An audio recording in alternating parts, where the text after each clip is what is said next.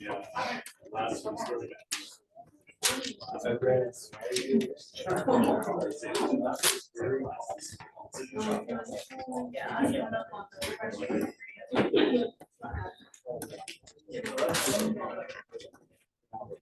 All right.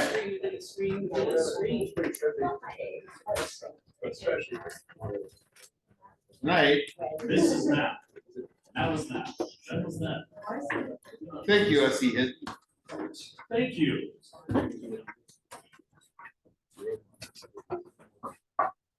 Actually, one of the most powerful books I've ever read when I was a teenager. It actually stuck with me. Not a lot stuck with me as a teenager. That book stuck with me. Yeah, I used to. I don't read it anymore. That said, this is the ending, huh? I've never seen Spaceballs. What? That's such a good video. Yeah.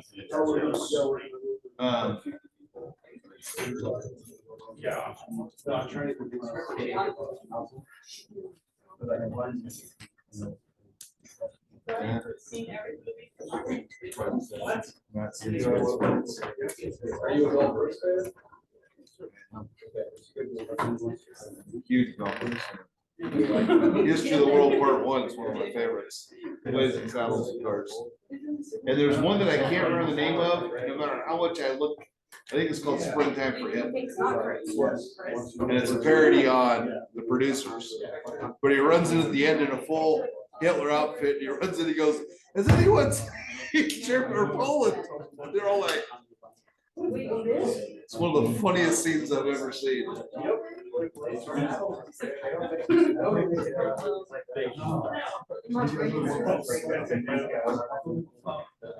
right.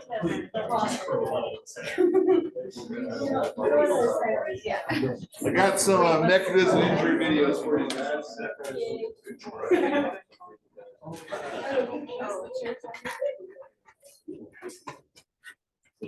This is not the video I was looking for.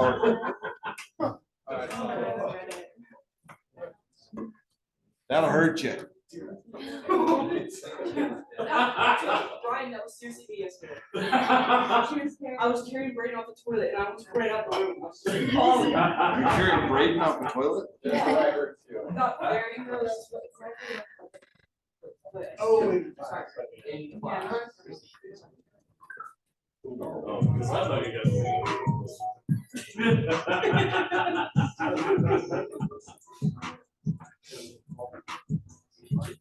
Hey, it's fine.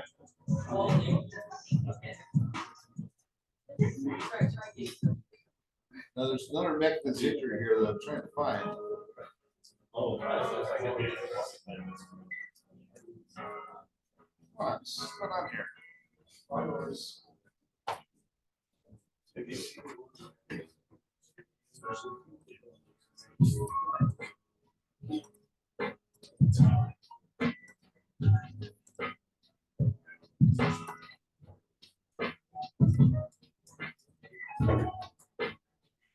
They must have removed it. They had a fatal video on here earlier today.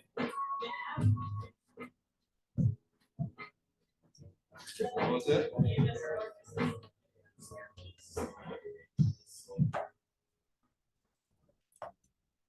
No, they had a fatal one today, and it's obviously been removed. You want some good videos, you gotta get Instagram. Oh, no, there it is. Here you go.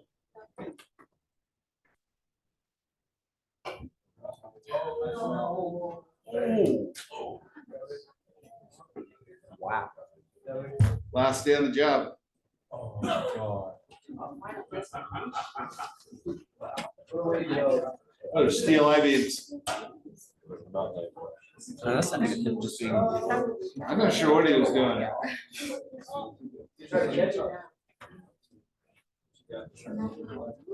So if you guys look real close, the very top right-hand side, there's a leprechaun pushing that off.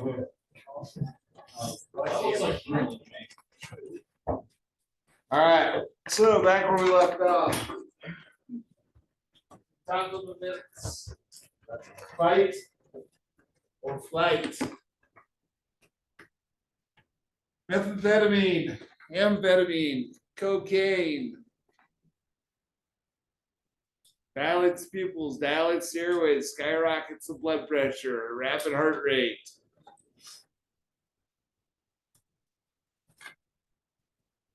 Always a scene safety issue. Any questions? Yeah, that's what I figured. So believe it or not, I actually looked at this last night, it was there, I replaced it, and they've already taken it down again. Probably just someone's sole job. is just go on. To watch what I post. You have your own department, probably. There's like a team of 50 people Yeah. scouring it.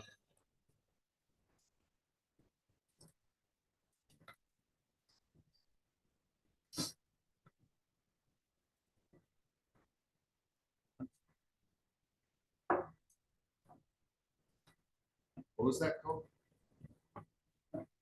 Just Not sure. see, because that's a good video too. His face, yeah. Oh, yeah.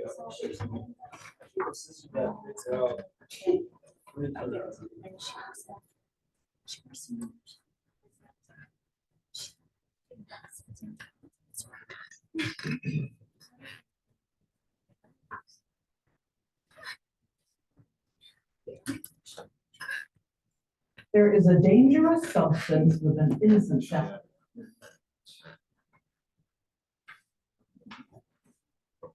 Just found it.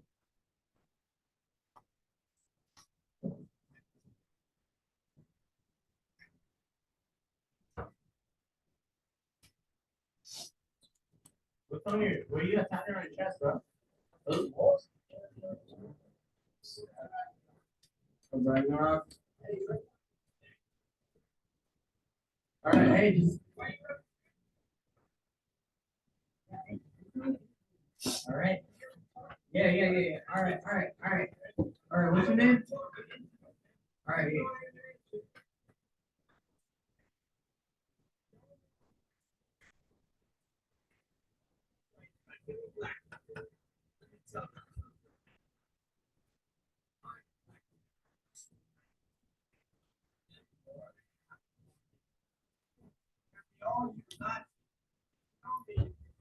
You followed me at one point in time. Remember, you're a piece of okay. Order. Oh shit. Shall not harm another man. Hey, you want me to post this? You got Facebook? What's your Facebook? Everybody's- Yeah.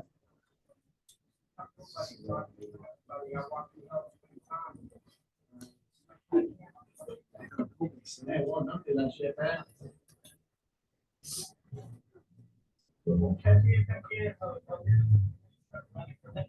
What? Faster. You know, I tried to get in today. I tried to be recruited today. I am real big.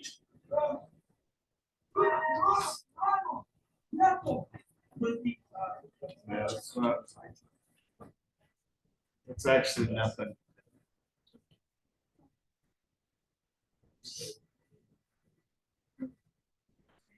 And they've completely taken that one down.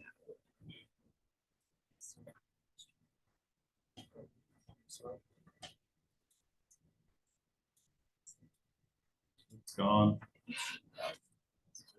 It was a really good one. I mean, it really showed it. The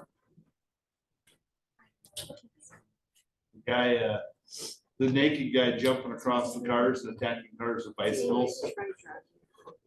You can't.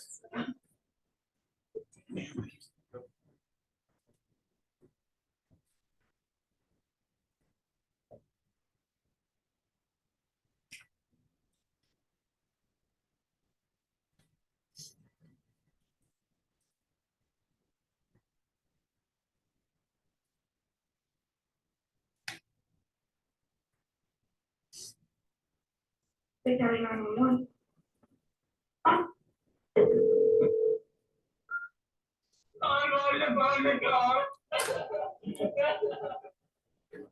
This guy was on that video. What's your name?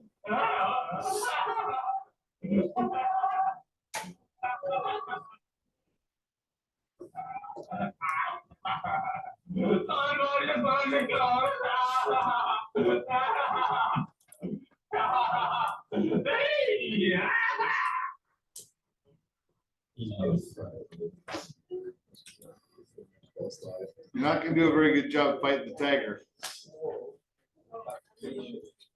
Welcome to Ontario, Canada, where building your electric vehicle means you'll build with an energy mix that's over 90% emissions free, the cleanest of any automotive jurisdiction in North America, and where you'll be neighbors with major OEMs. Ontario, Canada, the hub for tomorrow's EV. Huh? Asphalt what? Oh, yeah. We had a naked lady actually went through a plate glass window at Dunsmore because she was locked inside her house. It took off running nude up Wells Avenue. It's all messed up. Okay, what's all messed up? Roads are all under construction. Okay. How'd you get on this side of the road? Oh, well, I actually was hooked on right here. I'm pretty sure you saw me. Yeah. I'm just saying, when did you get on this? I moved from right here. You flipped it around? Yeah, I thought I could come back this way, but apparently not. You know what I mean? Yeah, definitely not. Yeah, I didn't. Okay, get driver's license on you? Yeah.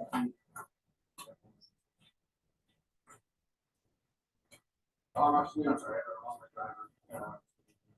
I checked what's not next to this. Yeah. Someone's available. You got your driver's license? Yeah. I didn't have a belt. Yeah, he does. Let's see. You need my name? Yeah. I don't have a license, actually. I don't know. What's that? No, just hang tight. Just got a road here. Just right here. Just right here. Hold on. Don't get back in the car. Don't get back in the car. Don't get back in the car. Don't get back in the car. No, you're not flipping around. Step out of the car. You're not flipping around. Get out of the car. Hang on, man. Yes, there we go. Don't get back in the car. Come over here. Doesn't act like Come over it's here. obviously something wrong. Have a seat on that one. Have a seat on that one. You got a cigarette, have a seat on that. He doesn't look hypoglycemic. Anything in your pockets? No. Check, don't dig in your pockets. Don't dig in your pockets, man. No, man, stop. Put your hands in the back. I don't have a cell phone. Put your hands in the back. I don't have a cell phone. I don't care. Put your hands in the back. I'm just detaining you. I'm detaining you right now. Don't fight. Don't fight it. No. No, like I said, no, listen, no, I didn't stop. Don't fight. Don't fight. Don't fight. Stop. Stop. No. Stop. Stop. Stop. Stop. Stop. I need a cigarette. No, you stop. I need a cigarette. No, no. We're past that. We're past that. We're past that. Sure, I'm not going to arrest you right now. Stop. I need a cigarette. No. Stop. No. Stop. No. Stop. No. Stop. All right. Well, stop reaching in your fucking pocket. That's what I want you to stop doing. I'm telling you. Good. Okay. Yeah. Okay, don't reach in your pockets, quit. Stop. What do you want to do? I want you to stop. I want to put you in handcuffs. I want to be in handcuffs, though. I don't care. I'm not going to handcuffs. I can't trust you right now, man. Come on, bro. Stop. What are you doing in your car? Stop. You're going to get tased. Stop. You're going to get tased. Stop. Point, Chase, point. Get out of the car. Get out of the car. Get out of the car. Get out of the car.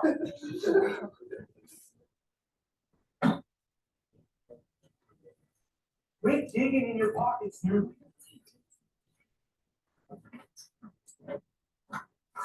Stop. You're gonna get tased. Stop. Stop. Stop. Taser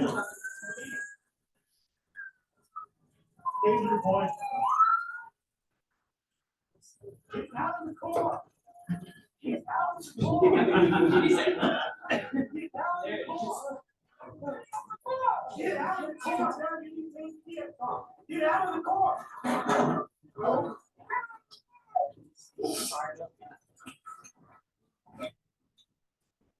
Whatever says he's taking off in his car. Get out of the car. Get out of the car. Get out of the car.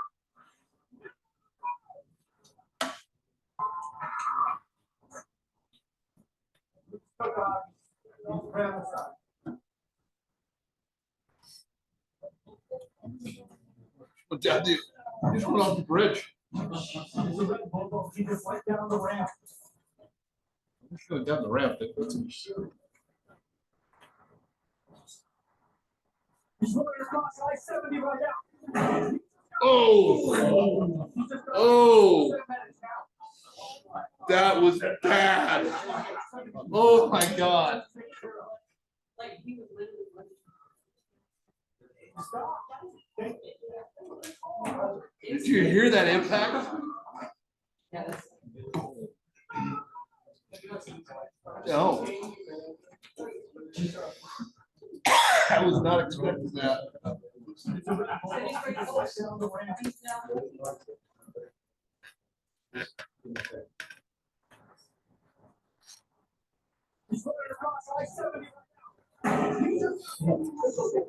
He just got there 7 minutes now.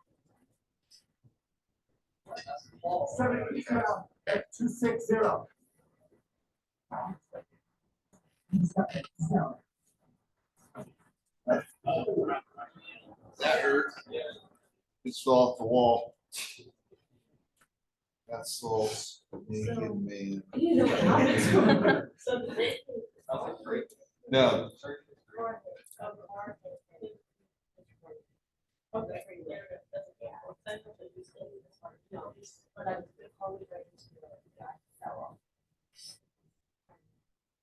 Yeah, we don't want it right on.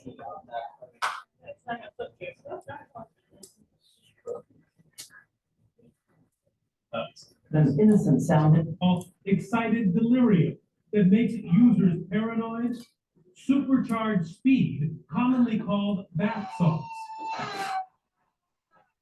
This kid was a normal kid walking around maybe the week before. A potpourri of constantly changing chemicals Potpourri. that have nothing to do with your mother's actual bath products. Instead, these inexpensive synthetic drugs create a condition police have come to call excited delirium that makes users paranoid, violent, and unpredictable. Police suspect bath salts are behind the face-eating fatal attack on an innocent Miami man. But you gotta chill out a minute. And perhaps behind this growling. Soars your body suspect's temperature so unwillingness you to rip your surrender. clothes off. Heard about people with And nobody wants extraordinary to listen to strength. you. In the human brain, two dangerous. And very powerful cocaine at the same. Confronted by combative suspects, high and strong beyond belief. Jim Avila, ABC News, Washington.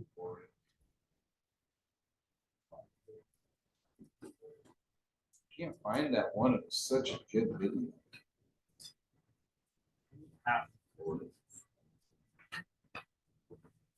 You don't see as many bath salts as we used to. God, do you want to a fake of this? Like I see how it uses the church. Yeah. It says, never. That's the one. Bath salts up. Yeah,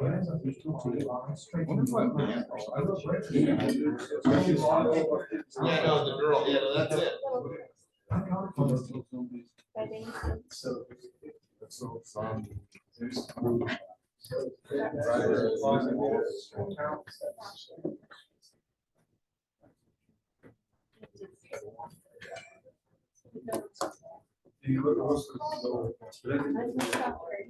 There it is. Good job. We found it. It always gets reposted by somebody. Dangerous because they feel.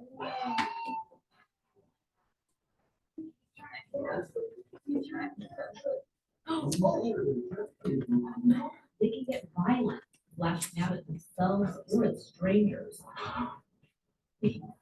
Parked cars. Robert.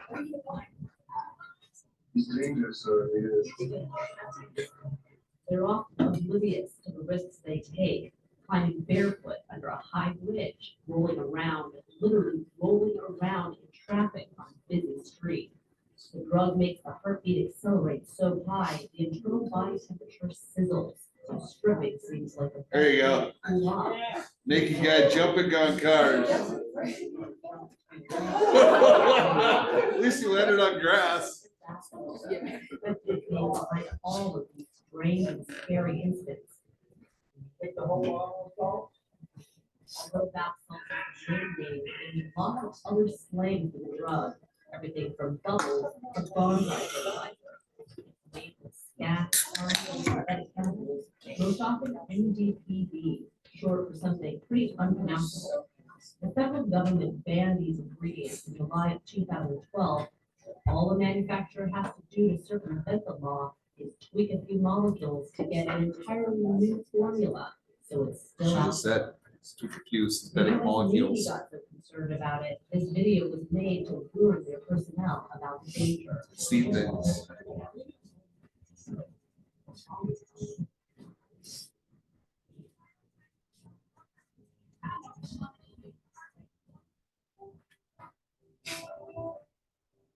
But what would a smart, pretty, talented young woman know about one of the scariest drugs around? Did you ever think that you would become addicted to that drug? Not in my years, lifetime. Any drug that's ever be able to overcome every aspect of my life. And a privileged life at that. 2 years ago, 21-year-old Hannah Rose was a happy, normal college student who was raised by loving grandparents she calls and considers her mom and dad. What was their life before she got into that? Well, every parent thinks their kid's just great, but she really was very sweet, very gentle. Everybody loved her. Her grandparents adopted Hannah when their daughter, Rachel, gave birth at age 16. Mother and daughter grew up more like sisters. After Rachel moved to Colorado, Hannah visited her for about a month. That's when they started using bath salts together. At the time, the drug was legal and readily available there at every place from head shops to gas stations. What did you think when you first started using her? I just thought of it as almost like buying an energy drink, or sometimes in gas stations they have like the vitamin packs, the energy packs, something like that. Because that's how it felt at first, just a stimulant that give you energy. How much does the drug cost? I was paying $20 a gram for it. And 1 gram would last you. Usually a day.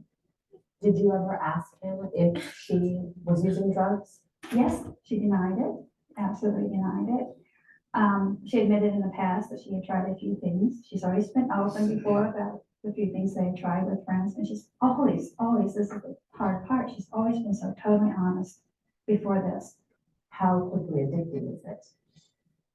Pretty quickly. Basically, from when I first started, I had to have it every day, even though it was changing my life and my brain. It's like a personalized hell for, for whoever you are, and it's specified individual hell just for you. By the time she returned home from her Colorado visit, Hannah was hooked, and it was horrible, starting with paranoia and ramping up to hearing voices and having vivid hallucinations. I thought I'd been abducted by aliens. I was told I had spiders in the back of my throat, and I would see them, and at one point I thought I was turning into a giant spider. I felt that I had bugs in my skin, and I had to get them out. I would get a flashlight and look in the back of my throat and see spiders walking around back there, and they would only bite me, and I would feel them bite me if I would try to remove them. There were visuals I would get that were so grotesque. They're like nothing I could ever even think up, or nothing I've seen in a movie. It felt very demonic, very evil, sinister. You know, she's losing weight and she's losing interest. She doesn't want to really go to work anymore. So she starts being late to work. So eventually that job is lost. She doesn't want to go back to school now. And so this is not my child anymore. And it just continues to get worse and worse. Hannah seldom left the house, rarely left her room, rarely ate or slept. Since she vehemently denied being on drugs, her parents sent her to a psychiatrist, afraid that she was bipolar like someone else in the family. In the midst of the mania, Hannah felt compelled to write about what was happening. When I wrote, I would hear voices threatening me. Don't write that down about us. Don't give us out to anybody. This was pretty Don't cool. turn us in. We'll have you killed. So writing was my salvation at the time, and I almost became afraid to do that anymore. As she was writing, something so strange happened. Hannah was suddenly able to write backwards. When you see it without a mirror, it looks completely illegible. I can't tell at all what Yeah, it just looks like scribbles, and if it's in the mirror, all of a sudden you can read it. It says, "Why would you do that to me? Why?" Those are pretty good drugs. All the voices that were calling me crazy, and I was convinced that it was their fault, that I was crazy. On a scale Open of a portal to hell. 10 being the most severe, and how big Drug? do you think bath salts are? 11. Jeff Rochelle was Hannah's counselor when she finally got into treatment. He says her hallucinations are entirely typical for bath salts users. Many of them will see dead bodies that aren't there, whether it be animals or humans. They see dead bodies that nobody else is seeing. They can actually feel the body. They can see. Who is the he to body. say they aren't really there? Others are He's not a seeing people medium. following them. One of the symptoms I see very often is they'll see a complete stranger and they want to confront the stranger and let this person know that they know them, that they know they're being followed. Rochelle says the appeal for some people is that bath salts can't be detected in standard, less expensive drug tests, although that's changing. Up until now, drug tests didn't exist for bath salts, and so they can buy it legally in stores, and so you feel there's this drug that I can use and not be in trouble for using. And so people are using it. So we're finding people that normally wouldn't use drugs are using bath salts. He adds that manufacturers skirt the law by how they label the drug.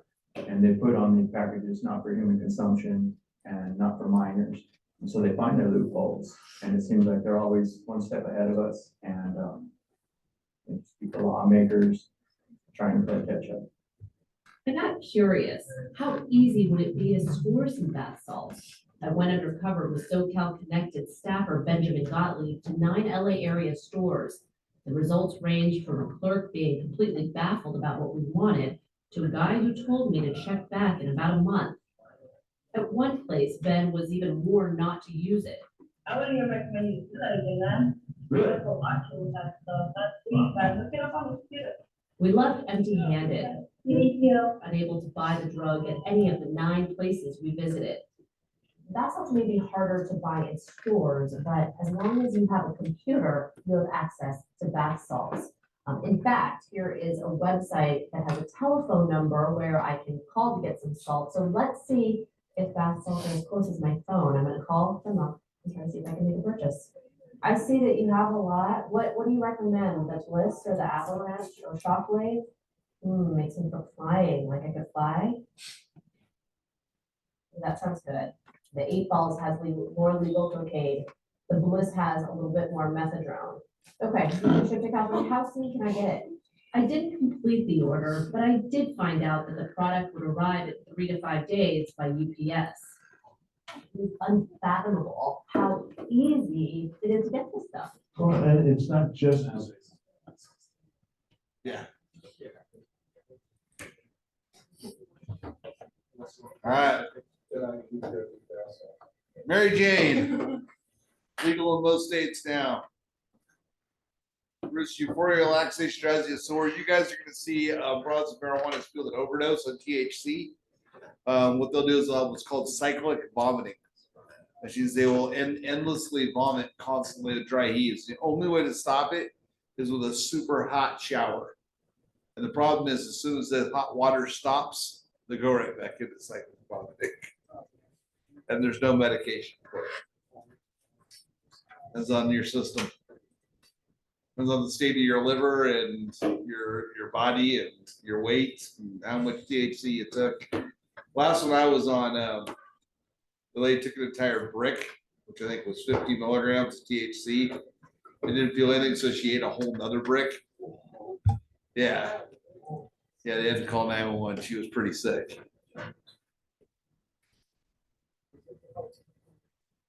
So yeah, she ended up with 100 milligrams ingested PO. All right, hallucinogens. Get to see all kinds of things. Mushrooms, LSD, PCP. Any questions? Again, you don't know. Don't be judgmental. You don't know if they're seeing something that you can't see.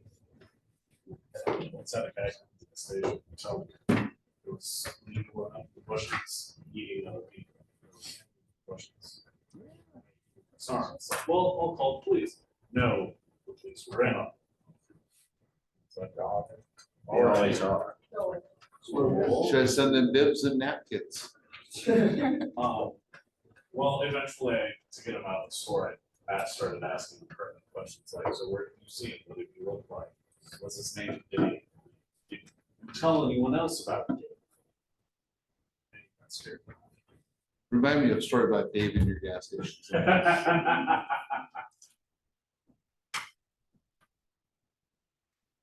So be calm, be professional, provide emotional support. Do not enable their fantasies and do not tell them that doesn't exist either. Any questions? All right, anticholinergics, yeah. So you know how like here says caffeine is a sympathomimetics, It is. and but it's a small dose, I guess. Unless you take like hundreds of milligrams of it. So what I guess I don't have a question. But believe it or not, they give caffeine to babies that are in respiratory distress. It works very well. It dilates the bronchioles, increases their blood pressure, and it's got a short half-life, so it works out really, really well. So they do use caffeines in neonatal centers. IV caffeine. Yes, that's one of the manufacturers. Yeah. So anticholinergics. I don't know why anyone would take this intentionally. They used it in warfare, but it makes you basically what it does is it blocks your parasympathetic nervous system. So it creates a fight or flight response without sympathomimetic, but it does by blocking the vegetative functions. So it makes you hot as a hare, blind as a bat, dry as a bone, red as a beet, mad as a hatter. So I stand corrected on that. We did not give it. They did not use it in gas warfare. This was the antidote. This does just the opposite. The original gas that the Germans were using was made you snot all over yourself, poop yourself, and choke on your own saliva, whereas this did the exact opposite. We do occasionally, I had never gotten an overdose on it, but I have heard stories of getting overdose of it using ortho, which is an insecticide people use for gardening. Eat ortho because it's organophosphate poisoning. This is the antidote to organophosphate poisoning. In fact, the last disaster drill we did in Siskiyou County was on this. It was a crop duster sprayed at the Siskiyou County Fair with organophosphates.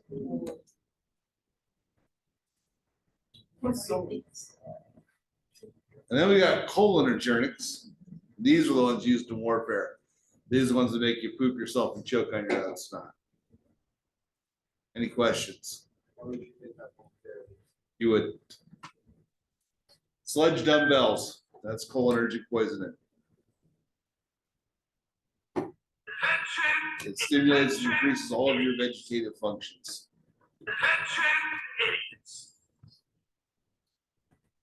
Any questions about sledge dumbbells?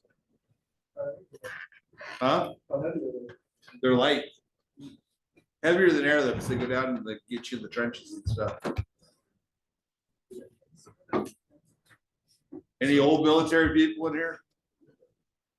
They used to keep anticholinergics inside the thighs of your gear. And then if you got cholinergic, you got exposed to the gas, you smack your thigh and it give you 2 milligrams of anticholinergic intermuscularly. So one story, the same guy who invented cholinergic warfare is the same guy who invented modern farming, modern agriculture. It's all insecticides. Yeah. Yeah. Well, no, it's. It's sold. You can buy it. You can buy cholinergics at any cholinergics at any hardware store. Ortho, made by Shepherd. Kills snails, kills people too. If you give them enough of it. Like all of our agriculture now is thanks to the same guy. Yeah.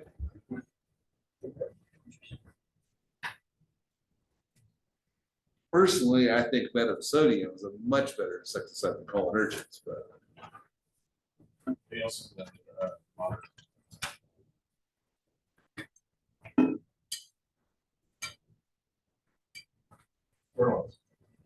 wow. Yeah. Timothy McVeigh special.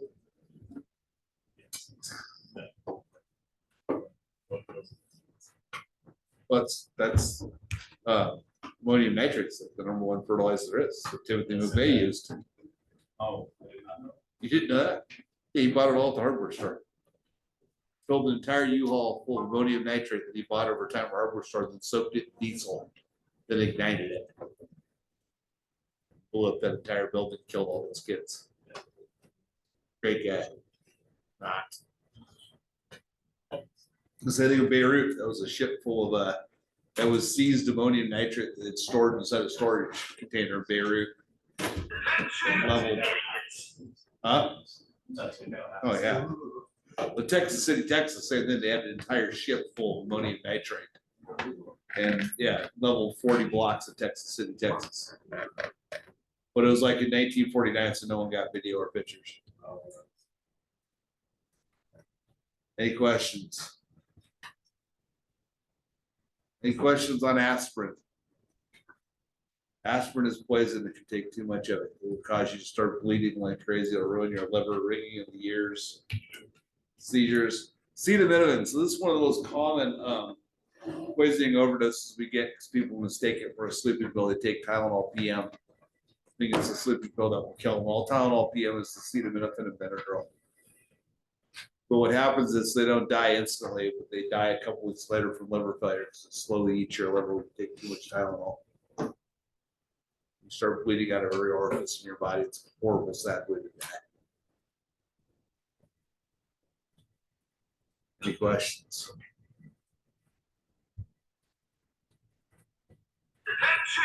Another one that we see a lot here in Siskiyou County is alternative alcohol.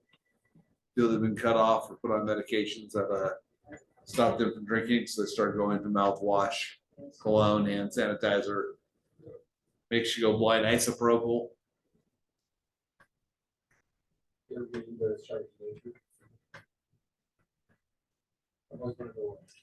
Not that I know of. Isopropyl though, and mouthwash definitely. Food poisoning. All right, so here's a good trivia question for you guys. Where was the largest domestic terror attack done in the United States? Where? Wow, impressive. All right. How far from Antelope did you grow up?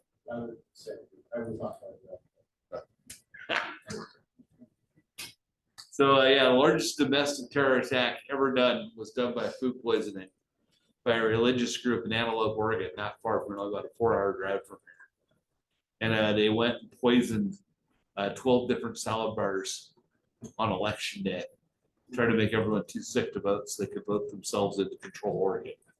They'd already taken over the entire county. They were trying to take over the entire state. It was in the 80s. If you want to watch, there's actually a documentary about it on Netflix called Wild Wild Country. And they bust all the homeless people from San Francisco to Antelope and registered them to vote. They controlled them. They had their own beer stand and they were putting Haldol in the beer. That's how they controlled them. Then when they got done voting, they shipped them back to the Tenderloin in San Francisco. How much you want to bet in a couple of years, that's not gonna happen. That's where it was northeast of here. Antelope's northeast of here. I know, but you know that. No, I don't. What are you talking about? Northeast of here? Like which, how far are these? Like Modoc? No, I mean, closer. Butte Valley? Closer. Medicine Lake. Tule Lake. Just Tule Lake, you could have serious poisonings and disasters in Tule Lake. Oh. Because there's a ton of industrial insecticide. What were you thinking? What? The what? No, that's south. Oh, you're talking about the Klamath River? Good. Well, no, I'm Copco. also, all the chemicals that. Yeah, oh, yeah, that. Do is add water. Well, that right now, that's already a weapons grade insecticide. They've imported from China. That's cholinergic. And they've actually got outbuildings stacked to the ceiling, pallets stacked to the ceiling, of cholinergic insecticides that are weapons grade. Because in China, it's legal in China, it's just not legal here. All right, any questions about food poisoning, salmonella, staphylococcus, botulism? Stuff will take you down. Any questions? Plant poisoning, this happens a lot too. What's the #1 plant poisoning in Siskiyou County? Anybody want to take a guess? Kills a few people a year. What's that? No. Poison oak is bad, but doesn't kill you. Yeah. Shroom, mushrooms. People eating the wrong mushrooms. That's liver failure, dead in 48 hours. Yeah, know what you're doing. There's also a big mushroom. There's a black market for is it white truffles? There's a certain type of mushroom that grows out the other side of McLeod. Black morels? Black morels, yes.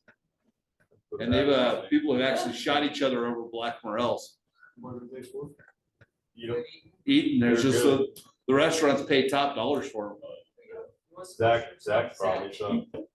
What's that? Zach brought me some. He forages for them. They were good.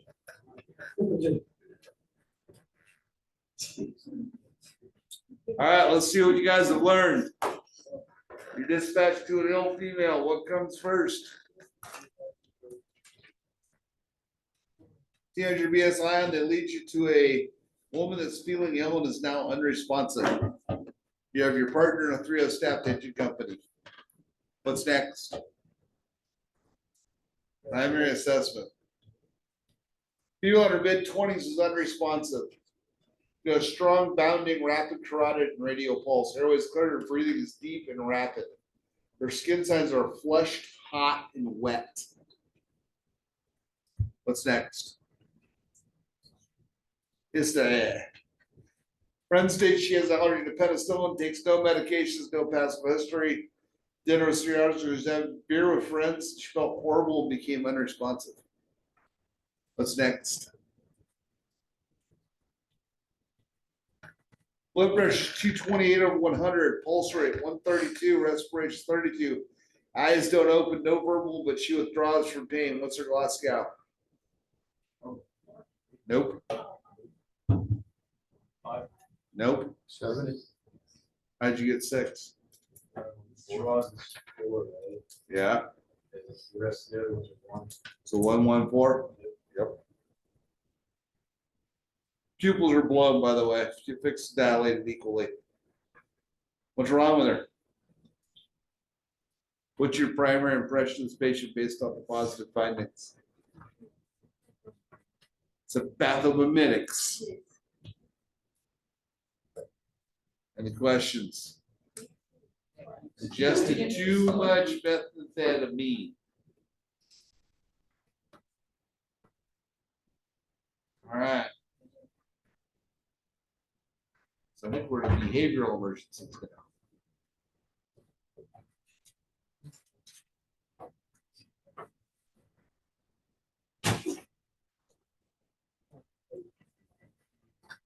So, when you're responding to a 911 call, those people are entrusting you with their life.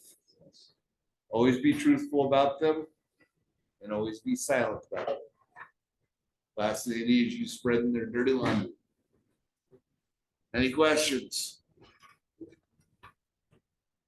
Shit, some down hand.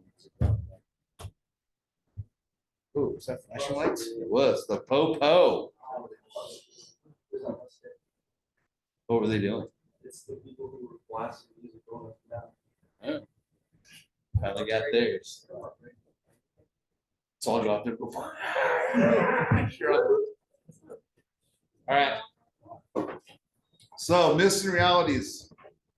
Reality, everyone has symptoms of mental illness at some point in their life. If you haven't yet, at some point you will. Also reality. Only a very small percentage of mental health patients are violent. Most of them are not. And perfectly healthy people crack sometimes. All right, let's go through some definitions so you know how to answer the test questions correctly. Behavior is a person's response to their environment. A behavioral crisis is a response that's unacceptable to society. Pattern, not an isolated incident. That's when you have the same behavioral issue again and again and again. Any questions?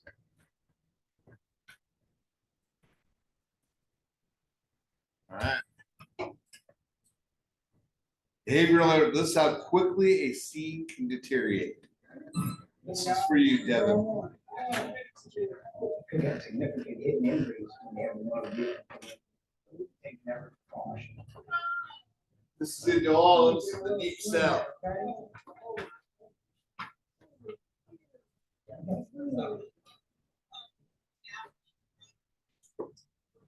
Watch how fast this guy escalates. I mean, perfectly calm on his cell We phone. started outpatient care, and all of a sudden, he stepped in the side door of the ambulance and identified himself as a son. Yeah. Okay. All right. All right, hey, look, I'm gonna get blood pressure, okay? Get out there.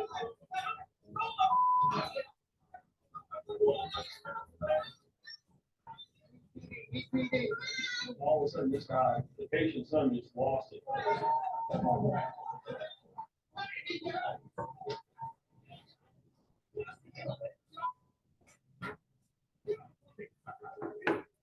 Someone hit their emergency button.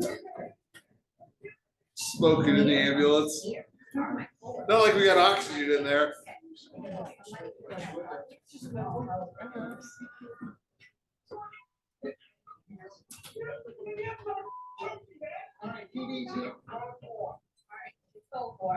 Officer, the deputy chief of EMS, I want that man booked for assault on the EMT. I asked you to step out, you failed to do so. You failed to do it. Once the gentleman had been escorted from the scene, we saw the patient we had to take care of. We were back in the truck, and I was feeling a lot of pain in the shoulder, and my left hand was numb at the time. 6240, I got an injured employee, I need another truck out here. Team, half the police are there, half the fire department fleet is there, and half the EMS fleet is there. They're all there. Where's the crew? What's going on? The guy grabbed him, honestly, up against the car right here. Yeah, right. He's on his shoulder and all right here, just don't put this in the car. Immediately, I don't even care about the details of what happened. We need to make sure that our family members are okay. All right, Ted. I'll touch base. Take the call right back off. We were just kidding. Got a little nerve issue going on. For him, it's gonna be all about x-rays. You ready? Sure. Too late? Yep. All right, let's go. They were the good guys, we're the guys that are supposed to be around to help everyone else, you know, so when we're taken out of the picture, that's a problem.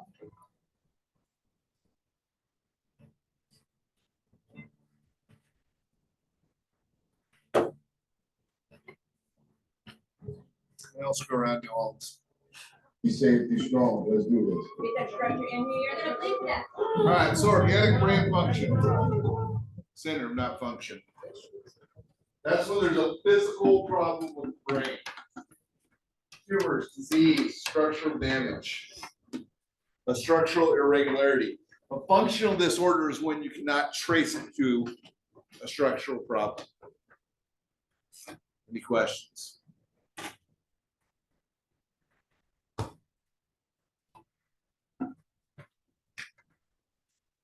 Those are things that cause organic brain syndrome.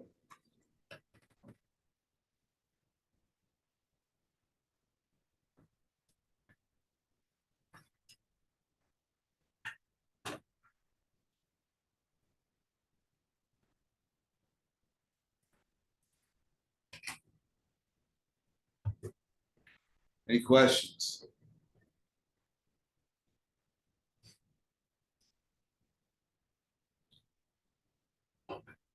So, there's some safety issues here. Even though the majority of mental illness patients are not violent, you have to always be prepared.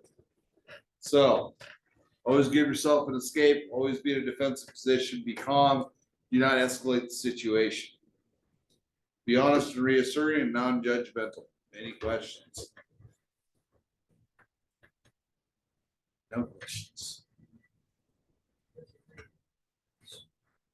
So again, your actions will make and break the scene. Yeah, come on, really, what can you do though? I mean, you can't just do it, right? Just go up to him, like, oh, that was really nice. Dude, how did you tell this? Tell me why. It'd be funny.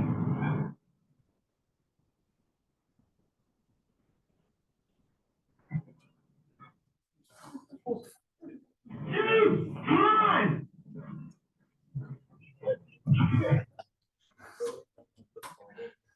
Always consider the results of your actions. Yeah, come on, really, what, man? All right. Suicide is a factor you're going to deal with in EMS on a regular basis.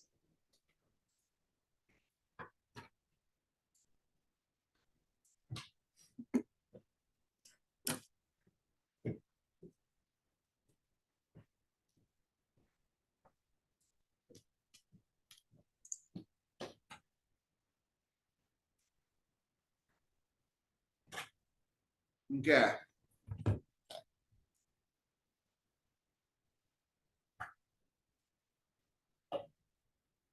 Attempted suicide is a cry for help. Suicide is a regular dispatch or attempted suicide. Critical warning signs. Do they have a plan for the future? If they do, that's a good thing. When there is no plan for the future or a sense of vacancy, that's very, very serious. And do they have a plan? Have they enacted that plan? Any questions?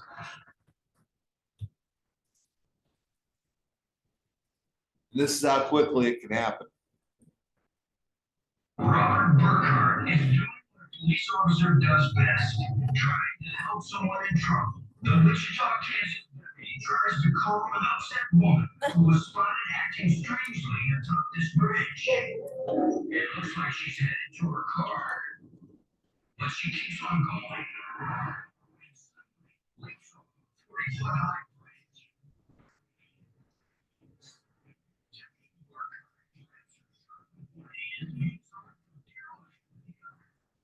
Holding on to her with one arm and the bridge with the other.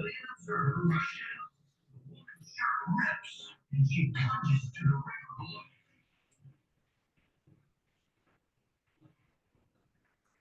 Over 225-pound deputy is we're traveling along.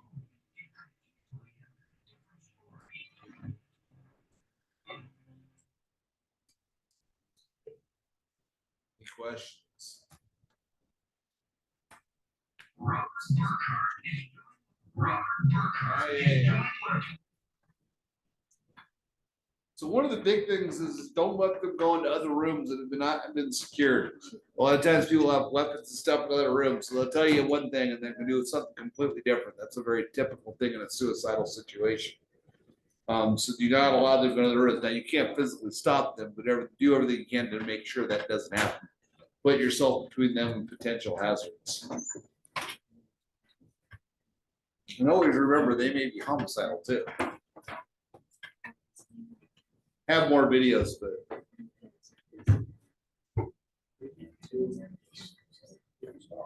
so remember, also, these people can't refuse treatment if they are a danger to themselves or others. If they have voiced or any intent to harm themselves, they are a danger to themselves. It has to be turned over to law enforcement. Cannot animate these people. Any questions? So on a patient care report, we just like. Yep.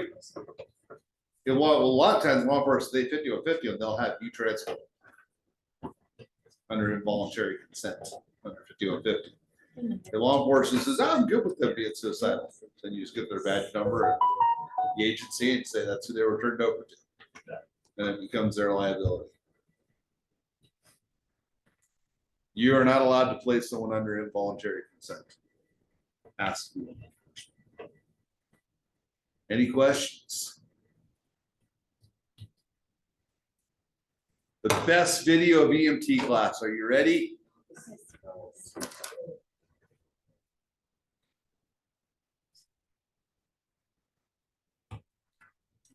Best video of the whole semester. Not gonna get down to that push-up. That test is smell, because you guys give these pussy ass tests. Okay. All right? You do. Give us pussy ass tests. All right. So go ahead and turn around, place your hands on your back for me. Okay. Well, I'm not gonna tell you again. Okay. Let's do one. Okay. You're not gonna do my test. I'm gonna place you under arrest, okay? I've already told you, I'm not a circle road post. We're not doing it. All right, sir. No, we're not doing it. Officer, don't. Look, I just got camera. Get your. Put your hands behind your back. Put your hands behind your back. Put your hands behind your back. This guy. Put your hands behind your back. Like a red boy. So I'm gonna do it again. Put your hands behind your back. You're gonna get it again. Turn around, put your hands behind your back. You're gonna get it again. Turn around, put your hands behind your back, or you're gonna get it again. Put your hand on the ground. On the ground now. On the ground now. On the ground, and you're thinking good. Okay, I'm right here. On the ground. On your stomach now. No. On your stomach. And I'm not going to tell you again. Put your arms up to the side. Put your arms up to the side. Now, put your hands behind your back, or you're doing it again. Put your hands behind your back. Here. You put your hand on me. Now, wait there. Don't move. Don't move. Don't move, sir, or you're going to get it again.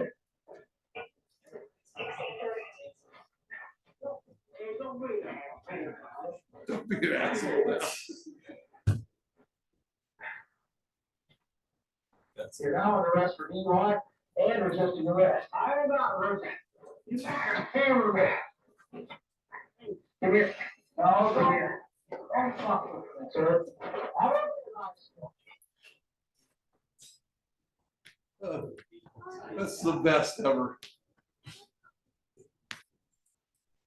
The restraints will be up to your local protocols. We're just discussing this every day. I've been working full time forever.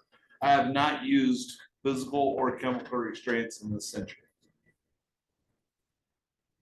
And we're 23 years into it. So in at least 23 years, I've not used a restraint patient. All in how your approach to this is. I just turn it over to law enforcement. If they're healthy enough to fight like that, they can go with law enforcement. Airway, breathing, circulation. They have good fight or flight.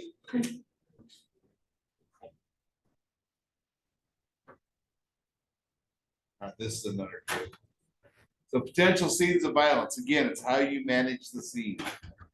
A pimp is furious. He doesn't like the fact that this man has told him to stop hitting one of his girls. The hooker in hot pants tries to force her boss back into the cab before things get ugly, but it's too late. Her employer is literally tearing his clothes off to get a piece of the other guy. But what he doesn't know is that the man he's attacking is Jay Lee, an award-winning karate expert. The only thing that pimp gets, the payment. Minutes earlier, while making a training video for the local police, Jay Lee went outside to stop the fight. But when the pimp attacks, Jay's black belt reflexes take over. All Jay could do is shrug at the camera. It was a perfect demonstration of the techniques he teaches. The cabbie and the hooker rush to help the fallen pimp, but even when they get him to his feet, he isn't able to walk anywhere. The pimp gets up and tries to act tough, but it's hard to look mean on wobbly legs.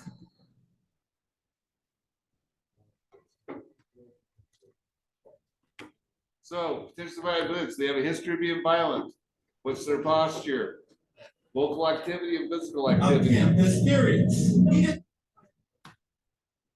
They have a history of poor impulse control, uncontrollable temper, substance abuse.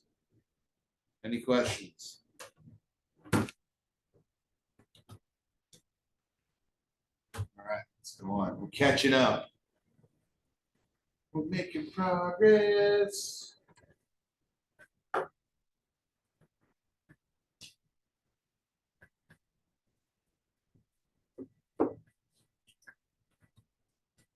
All right, let's bring us to gynecological emergencies.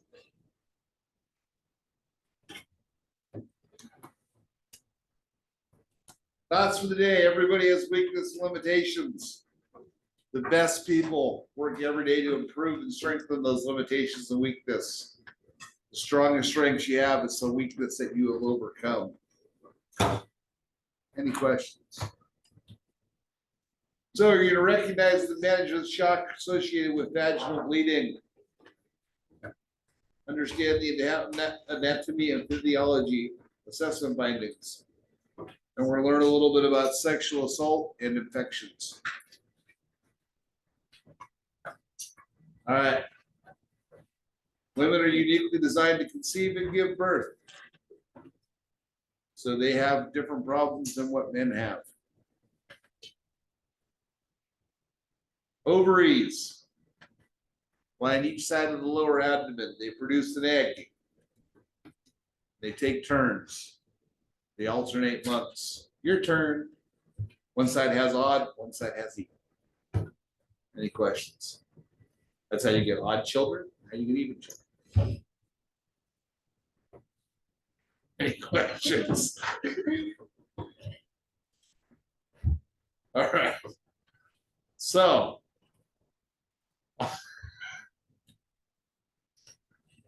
can't believe you guys think that was funny. There's so many better jokes. So some women experience cramping during ovulation. You have the fallopian tubes, which is very important for tests because there are some big test questions about the fallopian tubes. Connect each ovary with the uterus. And the egg's got to go down there. If the egg starts growing outside of the uterus after it's been fertilized, we got some big problems. That does occasionally happen, usually inside the fallopian tube, but sometimes not always outside. All right, the narrowest part of the uterus is the cervix, which then opens the vagina, which is the outermost cavity.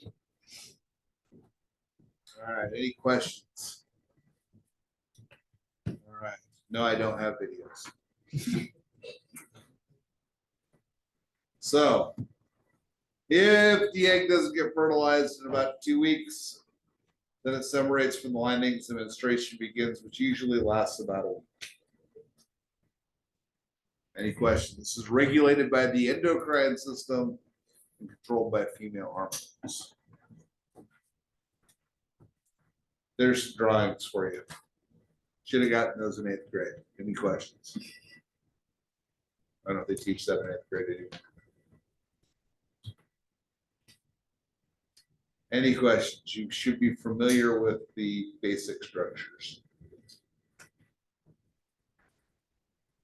All right, puberty is generally when ovulation menstruation begins, and menopause is when it ends. Any questions? Anywhere from 11 to 16 years old to 50. All right, so we're going to go over the causes of gynecological emergencies and what to do. All right, PID is going to be the most common one you're going to run across, which is pelvic inflammatory disease. And that's an infection in the upper organs of reproduction, the uterus, ovaries, fallopian tubes. The big thing about PID is it puts the female at higher risk for an ectopic pregnancy. The ectopic pregnancy is when the egg is growing outside of the uterus, either in the fallopian tube or somewhere outside. That's a big problem. Most common sign of pelvic inflammatory disease is going to be generalized lower abdominal pain. Questions?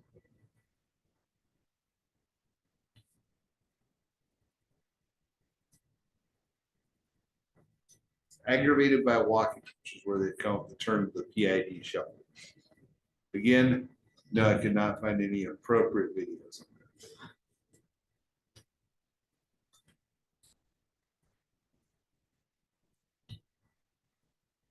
All right, STDs. Chlamydia is the most common. 2.8 million people a year. Woo, baby. It spread to the rectum. It can progress into PID. Also cause sepsis. And we also have bacterial vaginosis. That's when normal bacteria is replaced by bad bacteria. Untreated can cause all kinds of problems, including low birth weights and PID.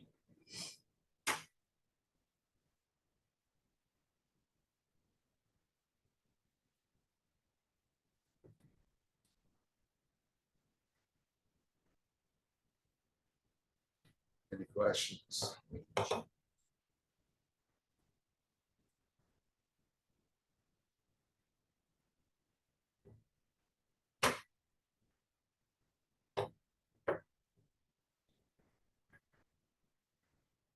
Before I took EMT, I thought STD was just not a government agency. Nice try. Gonorrhea. I don't remember. Gonorrhea or syphilis that got compounded? Syphilis. Syphilis. Most people thought it was NES, but it was actually syphilis.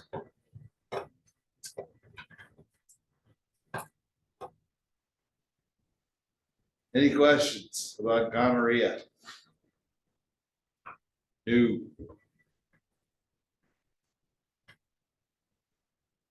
Absolutely not.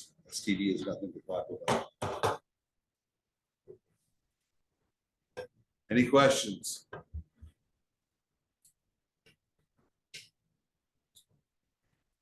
So there's a lot of reasons for vaginal bleeding.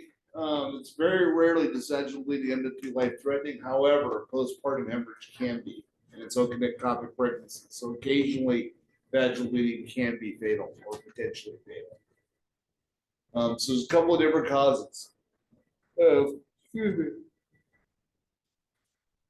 Abnormal menstruation, vaginal trauma, ectopic pregnancy is the big one you got to watch out for. So another term, never, ever, ever use the term spontaneous abortion in front of a patient. This is one of the few times that you're encouraged to use the layman's term. Layman's term is a miscarriage. Due to the factors of our society and the politics of our society, using the term spontaneous abortion is going to have very negative implications for you. So just use the term miscarriage. Cervical polyps can cause vaginal bleeding and so can cancer, which is also life-threatening. All right, so some unfortunate and ugly stats. 1 in 3 women will be raped in their lifetime, and 1 in 4 will be sexually molested. So you will have an interface doing EMS with sex crimes. There's no escaping. You're going to be involved. Any questions?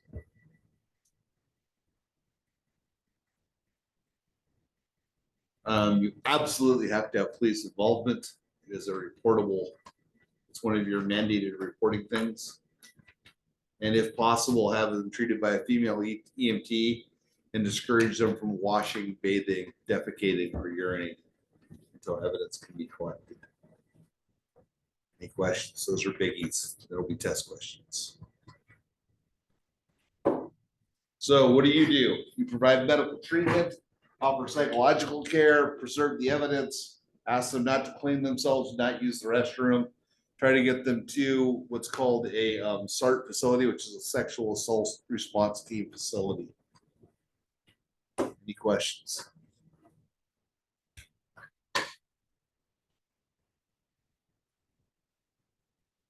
Things to remember. But now we're on high speed. Things to remember. Which means I'll probably be on the test. Any questions? Things to remember. Means we'll probably be on the test. Things to remember.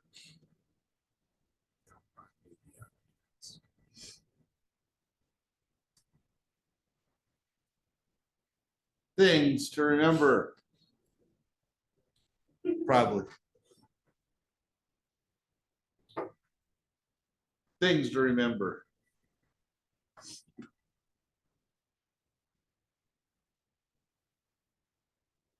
Things to remember.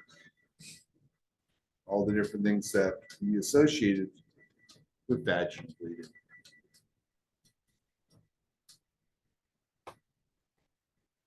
Also, not a lot you can do. Maintain privacy. Any questions? Things to remember. You will deal with this.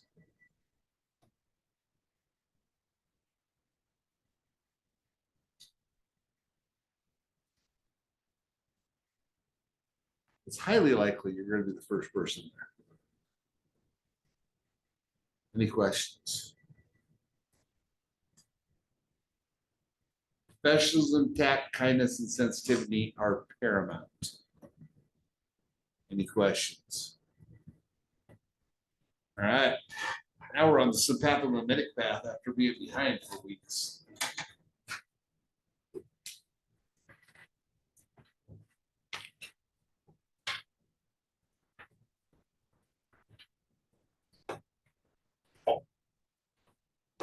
We missed environmental emergencies.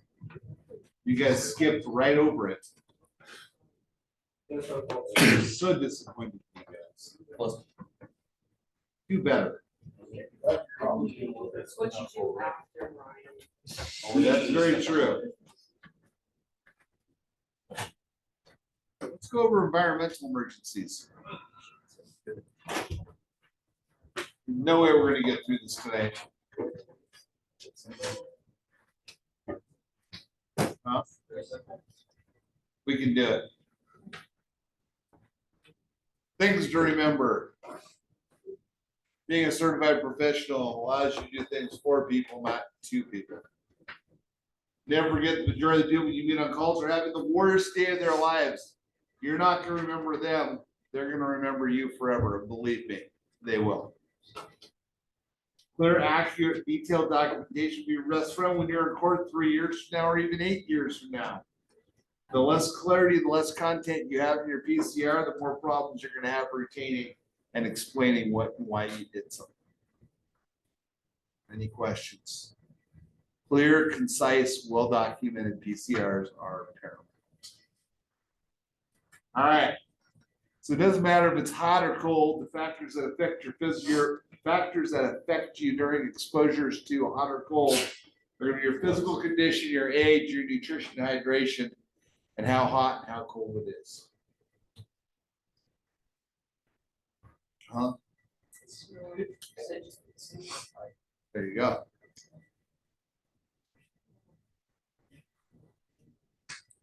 All right. In order to understand heat and cold emergencies, you have to understand how heat transfers. There's three main ways that heat transfers. One is conduction. Conduction is direct contact. Heat will always transfer from a hotter source to a cooler source. Heat is energy. Energy moves from a higher field to a lower field always. Cold never goes to hot, hot always goes to cold. So anything that's warm that is touching something cold will transfer that energy to the colder conduit. Any questions? Next one's convection. That's water and air. Water and air, again, will move from hotter area to a colder area. The last one is radiation, which is electromagnetic waves of light. But you might think, oh, it's nothing. Radiation is one of the best ways to move energy from hotter to colder. It's how the entire Earth is warmed from the sun, is through radiation. And then it says respirations, which is convection. So I'm not sure if put it there's a separate. Same thing with evaporation. Evaporation is convection. Any questions about heat transfer? This is important for heat emergencies and cold emergencies.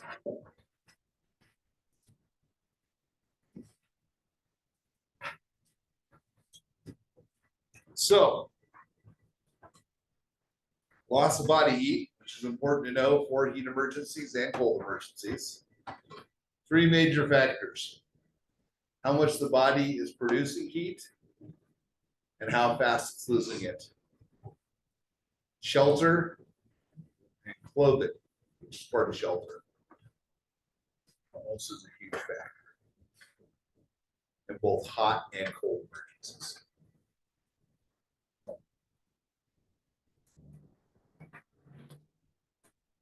Gotta love Buffalo. WKBW.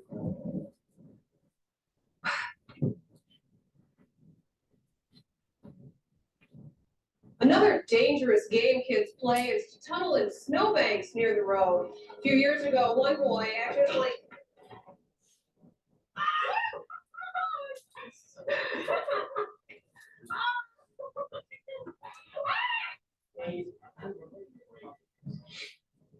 Yep, I think I'll slow down. They got so much area to cover. So many people. So, common misconception. People actually become hypothermic faster in cold rain than they do in snow. Rain, the convection from rain and wet clothing pulls heat away way faster than snow does. Freezing outside conditions. Wet clothing is one of the #1 factors in heat transfer from the body. That's why it is critically important. Anytime that's from September to May in Siskiyou County, if you have someone with wet clothing on, the wet clothing has to come off. That's why you have blankets. Get the privacy to get the wet clothing on. Worst thing you can do is strap them to a board or a gurney with soap and wet clothing in the winter time, even in the fall or summer. You will deliver a heck of it. That's not a good thing. Surface to mass ratio is also a factor. Age is a factor. Nutrition, hydration. Any questions?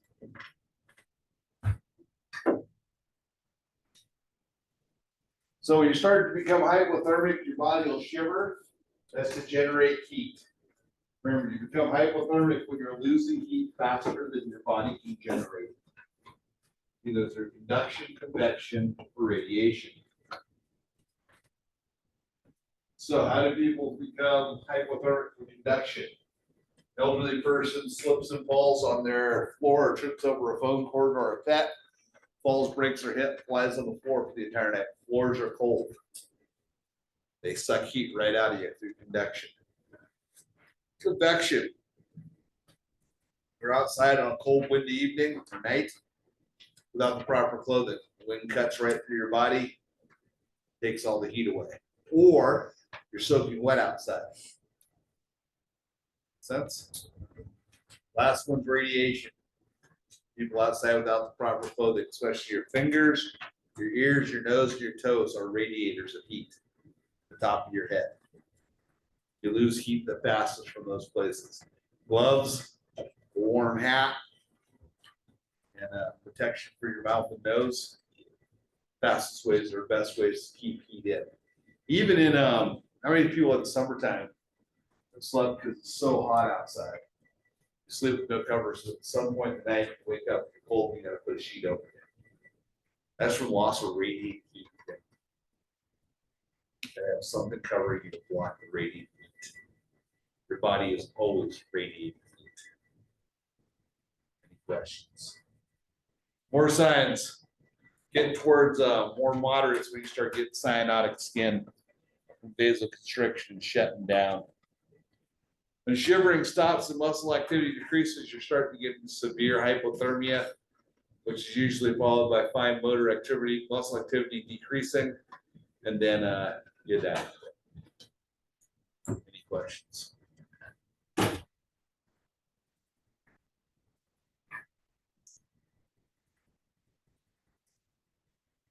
Big rule will be on test in EMS. Nobody's dead till they're warm. Hypothermic people can look dead, still in a completely different state of hibernation, still be alive. Don't believe me? Watch Casino Man with Brendan Fraser.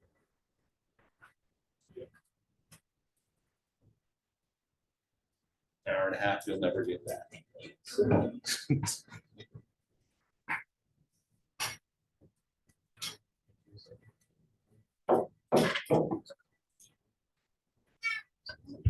Any questions? All right. Let's see if you've learned so far about hypothermic people. You're dispatched to a man down in a back alley. It's 2:45 in the morning. What do we do first? Law enforcement's on scene. They don't know what's wrong. Found them lying in the coma position on wet pavement. It's 49 degrees outside. It's not even close to freezing. But it's raining. Ambulance, fire engine are there. So it's unresponsive etiology, and he's unresponsive, so you don't know what happened to him. She takes C-spine. You got to get his wet clothing off.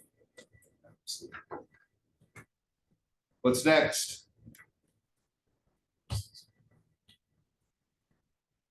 So his eyes open to verbal. His chief complaint is he's cold. His airways open and clear. He's breathing adequately. He's weak rapid pulse. He's not completely unresponsive. Talk to him, his eyes open.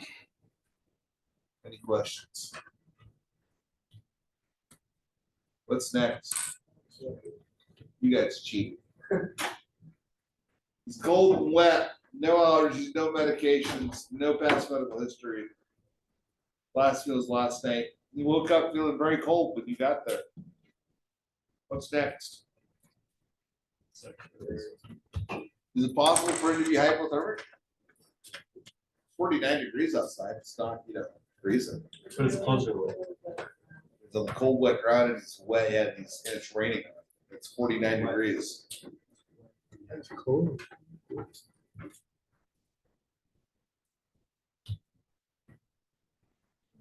Got good vital signs. Physical exam's negative. What do we do? Yeah, get them out of the wet clothing, dry them off, wrap them in a warm blanket. Any questions? You guys are pretty good at this. Baby yawns.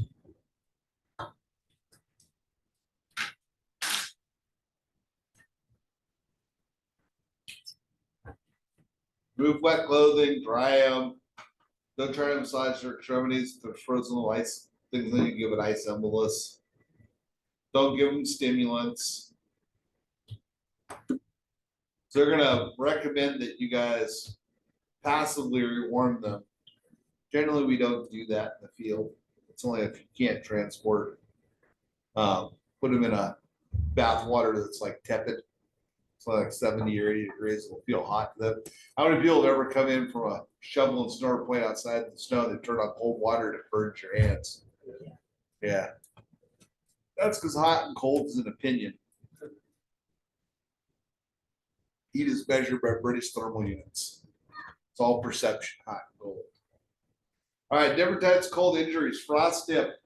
That's when you got no blood inside your fingers or your ears or your nose. Then trench foot, that's when you've had your feet too wet and cold for too long and it ruins your feet. And frostbites, you actually freeze and kill the tissue. So they have to chop it off, so turn to gangrene, which leads to sepsis and then death. Yeah, so we do is get these things, remove the wet clothing, get them dry, keep them warm, get them to a hospital. Any questions? Yeah, water temperature 100 to 112. No, they're not going to get in that. You need to make like 70 degrees and slowly warm the water. You absolutely can't transport somebody. Any questions? No one that's hypothermic is going to get in 100 degree water. They'll feel like they're burning their. 70 is kind of cool. Yeah, not when you're 70, not when your body temperature is 70 degrees. So don't forget, if you're working in a colder environment, you also are at risk for hypothermia. Scene safety. Wear multiple layers clothing. Do not put yourself in that position. Try to stay dry. Any questions?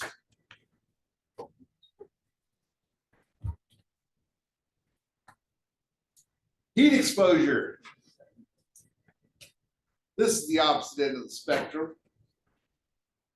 This is when your body cannot displace more heat than it's taking in or generating. So one of the best ways your body dispels heat is through convection. You sweat, depending on the level of your hydration. When you sweat, the sweat evaporates if it's a dried up climate, and it creates evaporation, which cools you. I'll give you an example. You go swimming in the pool or a lake, even if it's a hot tub, not necessarily a hot tub, but a warm heated pool. When you get out here in California, you immediately feel cool when you get out of the water. That's from the evaporation immediately cooling your body. That's why it always feels cold when you get out of the pool. If you're in Florida, Buffalo, Chicago, you get out of the pool, it doesn't feel any different. Anyone that's been to the deep south does exactly, or the northeast does exactly what I'm talking about. Because there's no evaporation, the humidity is too high.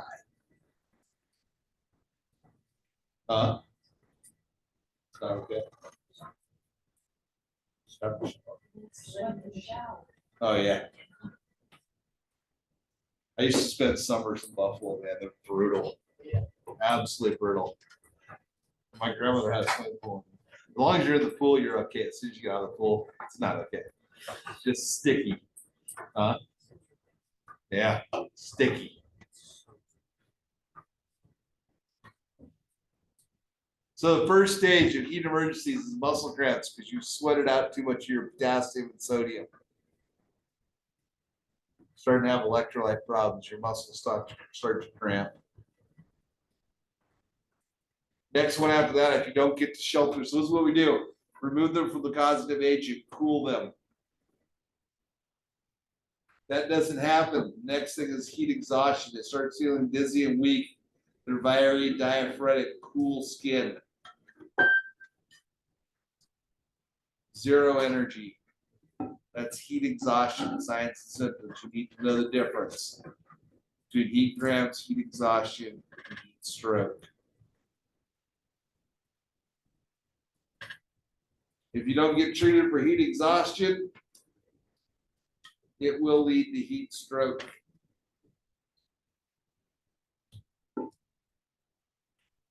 Heat stroke, you become hot, dry, your body sizzles, your brain fries, and you die. So what do you do for people with heat exhaustion?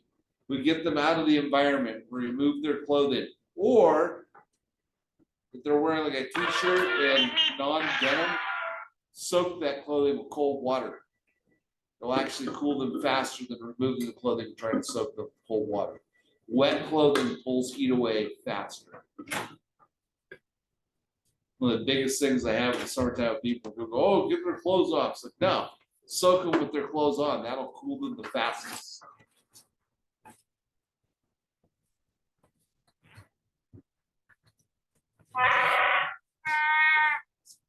Oh, blowing up. Any questions about heat stroke? Yeah. See what all these people are texting me.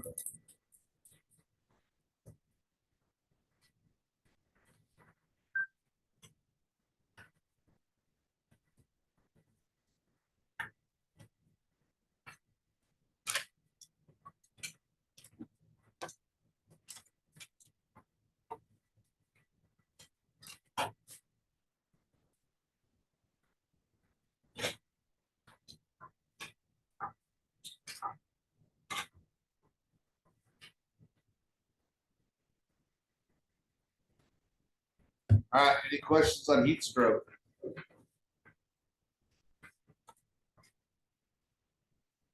Get them out of the environment. Rapidly cool them, whatever you need to do. Get them cold. This is life or death. You've got to cool them. Use tank water off an engine, air conditioning, ice packs, whatever it takes. Put a sheet over them and soak that sheet in saline from your ambulance or your rescue squad, whatever you got to do.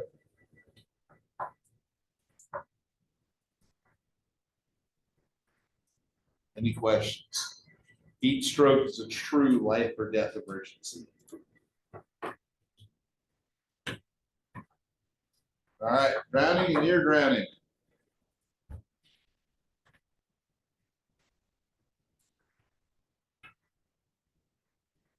Drowning is when you die from suffocation, so you're submerged in water.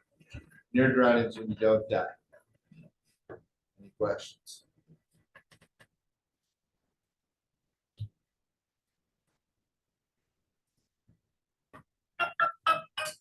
There's the process for drowning. Any questions?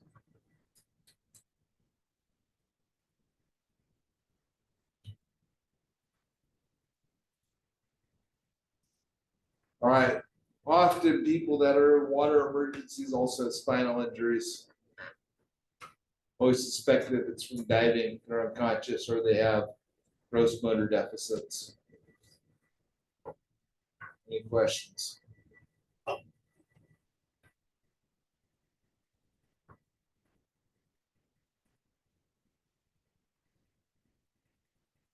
Yes. Secondary drowning, what is that? Secondary drowning is when you survive the drowning and you die from pulmonary edema. And so saltwater near drownings and freshwater near drownings have completely different etiologies of how it works, but end up with the same result of increasing pulmonary edema. I've never seen it happen, but supposedly it can happen.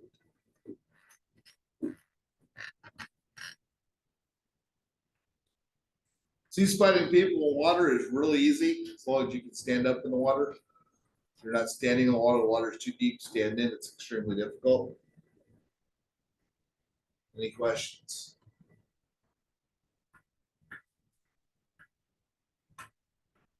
All right, how do you rescue people from near drownings?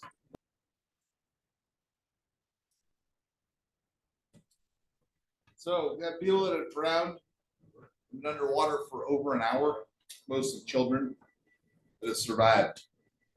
So again, no one's dead that they weren't dead. Yeah, 66 minutes a long time to be dead.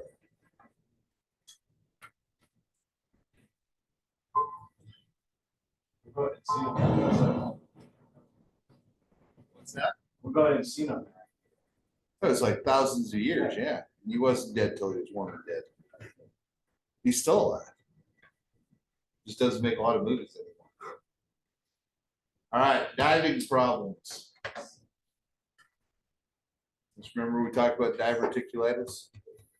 Got nothing to do with this. So to set problems, not usually a problem. It's when you come up too fast if you're scuba diving. Then it causes air embolisms and decompression sickness. How do you know someone's got air embolus? We don't see a lot of it around here. We don't get a lot of diving accidents. We had a tragedy a few years ago down on Lake Shasta about 6 years ago. There's a rescue team, one of the divers got tangled, drowned, and then the deputy went down, got him, and then ascended too quickly trying to get him out. It was very tragic. But outside of that, I can't think of any other cases we've ever had here. Any questions? Treatment's going to be a decompression chamber. I wouldn't call it a bariatric chamber idea. It's not the right thing to call it. Barometric, not bariatric. There it is. So as an EMT, you may have to go in there with them. What it does is it puts them back to the pressure they're at, the depth they're at, then brings them back out, takes the pressure off slowly, and solves the problem.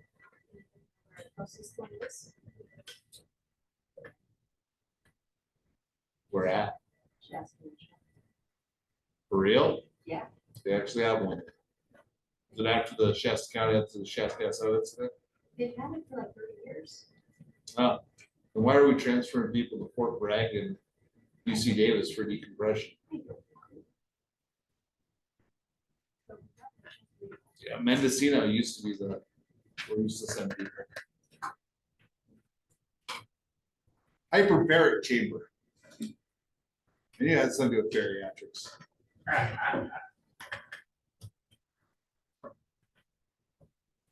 Never drive through moving water. Turn around, don't drown.